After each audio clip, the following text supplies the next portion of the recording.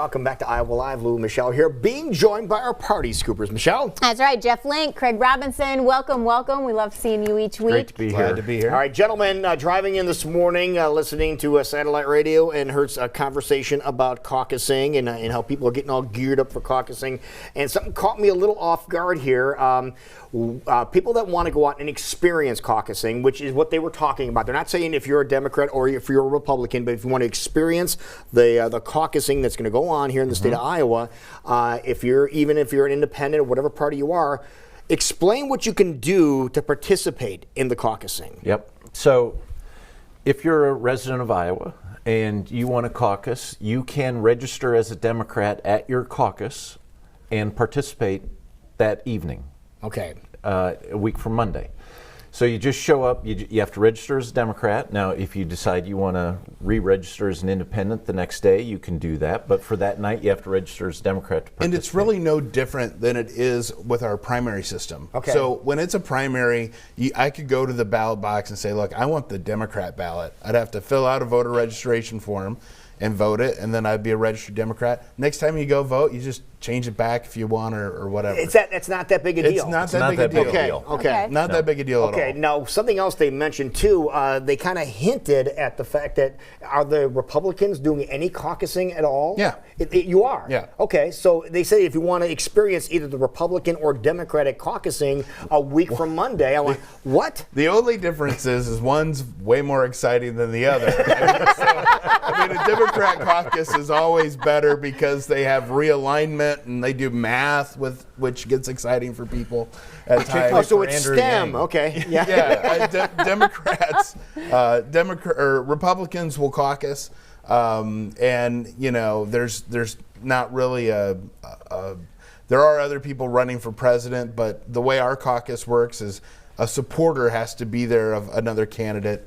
They would have the opportunity to speak on that candidate's behalf, and then they'll vote. Okay. So it should be uneventful. I mean, even in big years, let's be honest, the Republican caucus is more boring than the Democratic caucus. It's a cattle cause.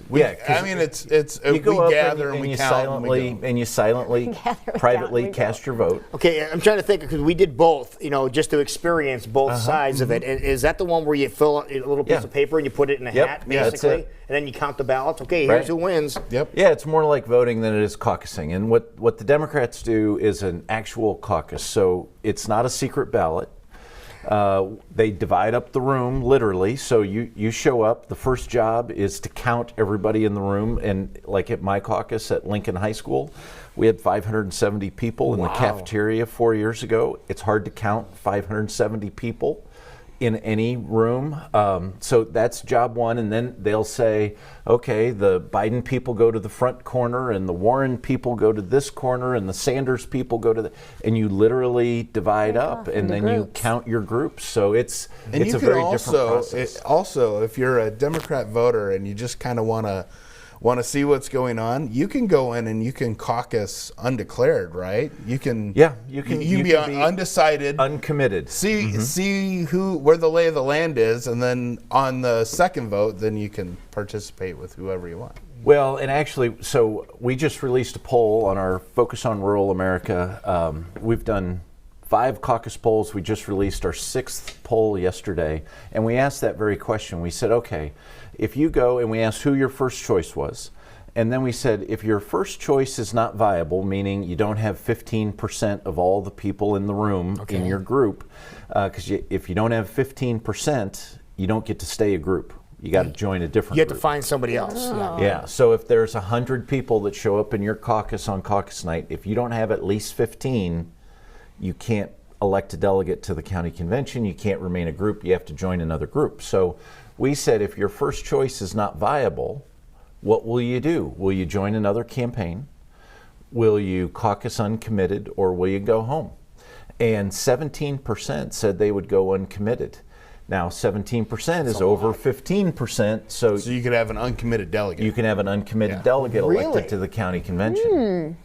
Which could be really important. If this is a muddle coming out of Iowa and it's a muddle coming out of New Hampshire, and we don't know kind of who's doing what after the first 3 or 4 states, we get to Super Tuesday, and then you have Mike Bloomberg, who's already spent $234 million on advertising in these Super Tuesday states, being uncommitted at the county and at the state convention could be very important. And let's be honest, all of the polling, whether it was Jeff's poll that they just released or the Register's poll that came out, it shows this as a really wide open, at least a 3-person. There's 3 people who could win this, maybe 4. Yeah, I mean, 4. It's outside going to be chance exciting. of 5. And so these final 2 weeks are going to be crazy with what's going on, and then you have this impeachment process now overlapping the final 2 weeks of this caucus campaign, which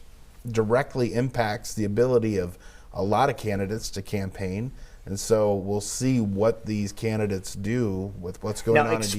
Explain that part of it too. You mentioned this because we just heard this morning too. Well, sure. So the impeachment in the United States Senate starts today. Right? And you have to be there. Every senator is a juror. And they got to sit through the whole thing. So if you're Elizabeth Warren or Bernie Sanders or Amy Klobuchar, you have work to do, and important work, especially for your people, the activists in this party. They want that president impeached, so you better be there. This is your job. He has been impeached. Well, he has been impeached, but you want him removed. Want him convicted. Okay. You want, convicted and removed, and so they have work to do, and so they're stuck in Washington D.C., and it opens up an opportunity and we saw this already. Pete Buttigieg on Friday did 5 campaign events in Iowa while senators were in D.C. getting sworn in. And so there's a dynamic there. And so how do who has the advantage? The candidate who is free to campaign across Iowa one last time and maybe hit more corners of the state than them, or the people who are actually have a hand in this impeachment trial? Speaking of the trial, how long do we expect this trial to go on? Do we have any clue whatsoever? Well, the Trump lawyers have asked for this to last about 20 minutes. McConnell seems to want to go along with that. There's a big debate about whether or not we will have witnesses. It seems like pretty logical that you'd have witnesses at a trial of some sort. It's probably going to go for 2 weeks. It'd be hard to, I think, shorten it much beyond that. But McConnell is doing his level best to get this churned through the process. The deal is basically cooked. McConnell has said, I'm going to do everything possible that I can to help Trump. He has no interest in finding out the facts. He has no interest in hearing from witnesses. He doesn't want to explore what this Lev Parnas said, that Trump knew everything that was going on with Ukraine. He's the one that directed.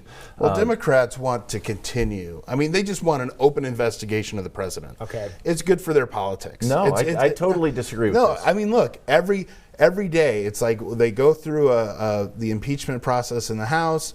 They're not satisfied. They want this to be an open book. So now the pressure's on McConnell. And what every American knows, that we know the outcome. Take 67 votes in the United States Senate to remove the President of the United States. They're not even going to sniff 60, right? They're not going to get, we know the outcome of this. So you think they're spinning their wheels? I think this is all politics. Okay. Now, for the next 2 weeks, say it lasts 2 weeks, does this effectively take those people running for president out of campaigning? It does. For the whole time. Now, would that be advantageous to the Republican Party to take some of the front runners out? I don't know who that helps, because I think that's a wide open question, because I think it probably helps Mike Bloomberg more than anybody.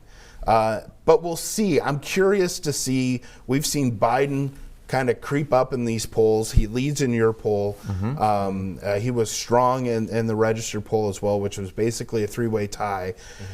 Is there an appetite in the Democrat Party in Iowa and New Hampshire to get behind a winner? And this has been Joe Biden's argument from day one. I'm the guy who can beat Donald Trump. I'm a former vice president. I have these connections to the Obama administration. Will the party rally behind him? And if so, I think the impeachment helps Biden.